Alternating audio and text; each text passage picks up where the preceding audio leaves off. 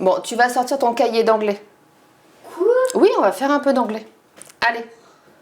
L'anglais, c'est indispensable dans le monde d'aujourd'hui. Emmanuelle assume seule l'éducation d'Émile et Olympe, 10 et 8 ans. Elle s'est séparée il y a 6 ans de leur père, qui aujourd'hui ne donne plus de nouvelles. D'accord. Alors, je finis l'anglais avec... Sur le balcon. Bon. La famille. Ah bah, c'est le sujet du jour. Alors. La mère. Mother. Father. Elle a donc appris à compter sur les autres. Non. Daughter. Vas-y, essaye. Brother. Alors ça, c'est une de mes forces. C'est vrai que je le constate de plus en plus. On me l'a souvent dit, mais je le réalise encore depuis que je suis arrivée ici. C'est que j'ose. Donc j'ose demander de l'aide. Parce que sinon, tout seul, on ne peut pas s'en sortir. Il faut que je puisse assumer mon travail. Et que les contraintes logistiques que j'ai,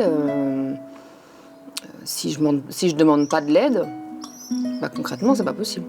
Et Émile, on va partir tout à l'heure, hein. Bien soutenue par ses amis et collègues, Emmanuelle a souhaité entourer ses enfants d'autres référents, y compris à l'école.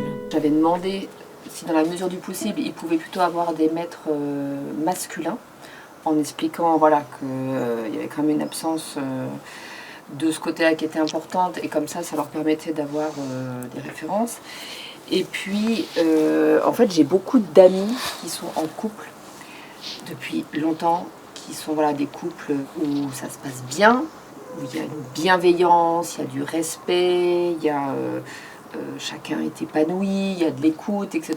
Et du coup, pour moi, c'est important de les mettre souvent en lien avec des couples comme ça, pour qu'ils voient que c'est possible.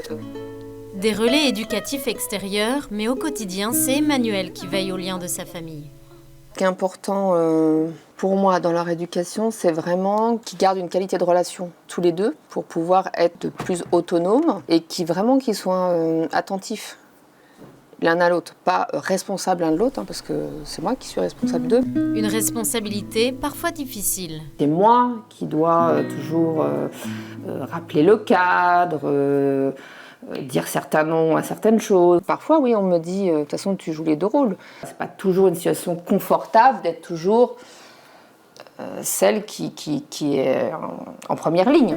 Et quand il s'agit de demander à Émile ce qu'il pense... Oh tout ce qu'une maman doit apprendre à peu près, puis un peu plus. Je sais pas comment expliquer, je le sens quoi, c'est... par tout ce qu'elle me fait, tu vois. S'ils peuvent faire le métier ou mener la vie qui les rendra heureux, c'est ça mon défi. Alors je crois déjà que le terme de parent solo, c'est un terme générique.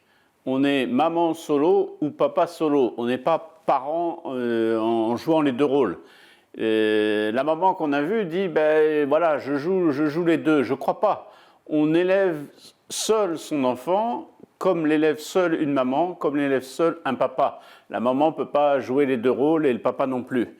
Et donc la difficulté, c'est précisément de trouver l'altérité, ce que disait cette maman, de trouver une autre personne qui va donner une autorité différente, une autorité maternelle ou une autorité paternelle.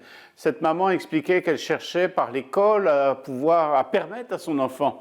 Et je crois que ça, c'est bien. Tout parent, tout couple trouve des tierces personnes dans l'éducation des enfants. Ce sont l'école, ce sont ceux qui sont dans les clubs sportifs, dans plusieurs endroits. Ces tierces personnes sont d'autant plus importantes lorsque le parent est seul, car précisément, ça donne à nous une ouverture pour l'enfant. Et l'ouverture que l'enfant trouvera lui permettra de se rendre compte du bien qu'il reçoit. Et donc ce désir d'ouverture, cette recherche d'ouverture est évidemment bénéfique.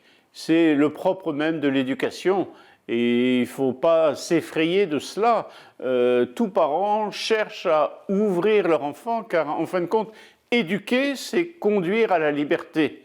Et donc, ce n'est pas coucouner. Ils sont quelque part héroïques, puisque, évidemment, seuls, ils vont essayer de conduire cet enfant à quelque chose de beau, et au bonheur et à la liberté. Et l'enfant lui-même, il faut qu'il sache que son père, sa mère, eh bien, elle est seule. Et donc, il a été élevé, il pourra dire, maman, elle s'est investie énormément pour moi, papa, il s'est investi énormément parce qu'ils étaient seuls. Mais l'enfant va pouvoir ouvrir son cœur et se rendre compte qu'il a été éduqué, élevé par amour.